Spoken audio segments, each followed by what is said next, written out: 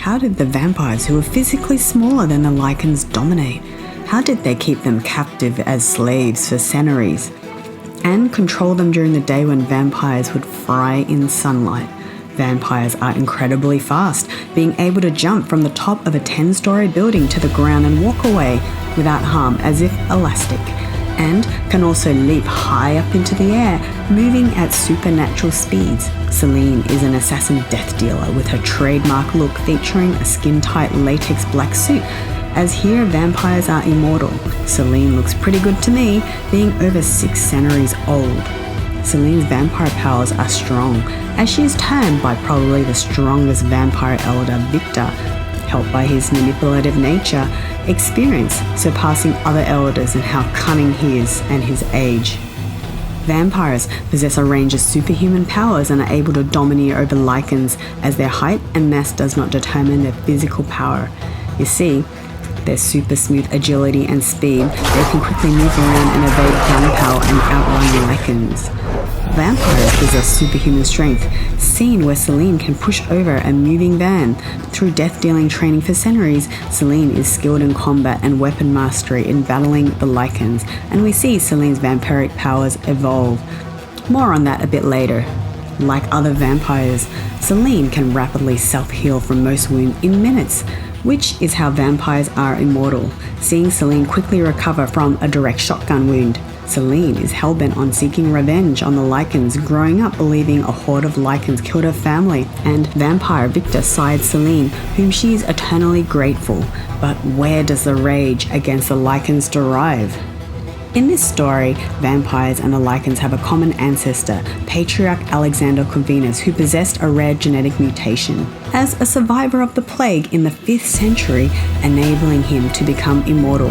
With 3 sons, William was bitten by a rabid mountain wolf and became the first werewolf, an aggressive beast with a highly infectious lycanthropy virus raging in his blood. Difficult to restrain, unable to speak or change back into human form, any victims of his would turn into werewolves. He was towering, powerful, but pretty much out of control. His second son, Marcus, was bitten by a rabid bat and evolved into a scary winged vampire with talons. What happened to the third son? We discover a human unlocks the key, but more on that in a bit. Alexander was unable to keep control of aggressive William. He probably made the worst deal of the century, exchanging immortality with Viktor, who became a vampire elder as we know today to keep control of the Lycan plague. Viktor was victorious, as Viktor's army of death dealers captured and imprisoned William, locking him away in a fortress, unable to create any more Lycans. Where today's Lycans continue to be slaves as Viktor tries to wipe out and control the Lycan population, vampires also use Lycans as slaves as their daylight guardians. Vampires are extremely vulnerable to sunlight, incinerating into flames on direct exposure, so that the vampires can live in their beautiful mansions and drink wine by night. We see elder vampire Viktor's hatred towards the Lycans and quest to eradicate the Lycans, sacrificing his own vampire daughter Sonia, burning her on the stake under sunlight. Sonia was a pureborn vampire. She fell in love with Lucian, the first vampire able to shift between human and werewolf form. Viktor used Lucian to infect humans to create Lycan's superhuman slaves. Lucian and Sonia's secret affair resulted in Sonia becoming pregnant, which would have been the first hybrid. This horrified Viktor, fearing for an abomination, leading to Lucian's torture with silver, which Lycans are vulnerable to, and Sonia's condemnation to death at the hands of Viktor, as vampires are able to transmit memories via drinking blood to absorb and sort through the person's memories. And Viktor learned about her affair with Lucian as he bites Sonia, suspecting something was off. And this is how vampires were able to keep the coven safe for centuries, using the chain system, with elders taking turns to be awake and transferring their memories on waking from hibernation. Lucian's vendetta against the vampires and freedom from slavery tracks down the human descendant of Alexander Corvinus' third son, Michael, who possessed the Corvinus strain. Lucian manages to bite Michael, infecting him with lycanthropy. The vampires intend on driving Lycans to extinction, as their death dealers are trained to do so. The vampires believe Lucian to be finally dead at the hand of Covent Regent Craven. Secretly, Craven and Lucien have struck a deal, and we will share details on this in a bit. As the supernatural war escalates between the vampires and the Lycans in the face of the hunt for Michael, Lucien is the most feared and ruthless leader of the Lycan hordes. Selene learns the truth about the Lycans' plot to use Michael's blood to create a hybrid.